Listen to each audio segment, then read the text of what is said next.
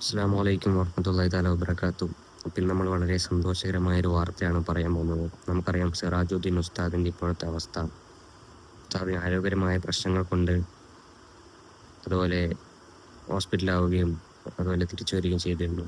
അപ്പോൾ അദ്ദേഹത്തിൻ്റെ ഏറ്റവും പുതിയ വളരെ സന്തോഷകരമായ ഒരു വാർത്തയാണ് പുറത്തു വരാൻ പോകുന്നത്. അപ്പോൾ എല്ലാവരും ചാനലൊന്ന് സബ്സ്ക്രൈബ് ചെയ്ത് നോക്കുക, അതുപോലെ വീഡിയോ ഒന്ന് ലൈക്ക് ചെയ്യുക. ഉസ്താദ് ആരോഗ്യം വീണ്ടെടുത്തു. ഉസ്താദിന് ഡിസ്ക് പരമായ പ്രശ്നം എന്നാണ് ഇപ്പോൾ കിട്ടിയ ഒരു വിവരം.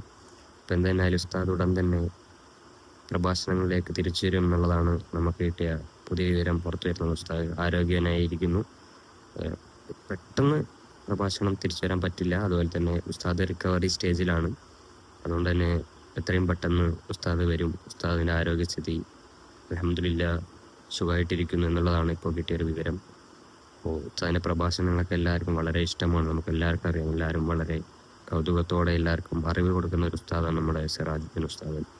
ഉസ്താദ് എത്രയും പെട്ടെന്ന് തിരിച്ചു വരട്ടെ എന്ന് ആഗ്രഹിക്കുന്നു. ഇൻഷാ അല്ലാഹ് എല്ലാവരും ഉസ്താദിന് വേണ്ടി ദുആ ചെയ്യുക. അസ്സലാമു അലൈക്കും.